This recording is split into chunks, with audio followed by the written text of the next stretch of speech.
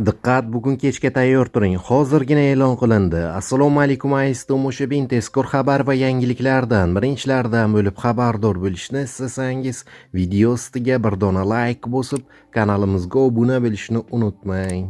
Bugun kunduzi Farg'ona vodiysi viloyatlarida ba'zi joylarda biroz yomg'ir yog'adi. Kunning birinchi yarmida Toshkent, Surxondaryo viloyatlarida ba'zi joylarda biroz yomg'ir yog'ishi mumkin. Qolgan hududlarda yog'ingarchilik kutilmaydi.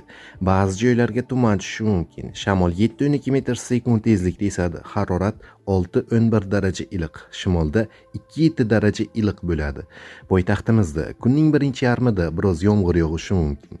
Ertalab tuman tushishi mumkin. Shamol 3-8 metr sekund tezlikda esadi. Harorat 9-11 daraja iliq bo'ladi. Tog' oldi va tog'li hududlarda ba'zi joylarda yog'ingarchilik, yomg'ir, qor bo'ladi. Tuman tushishi mumkin. Shamol 7-12 metr sekund tezlikda esadi. Harorat 2 daraja sovuq, 3 daraja iliq bo'ladi.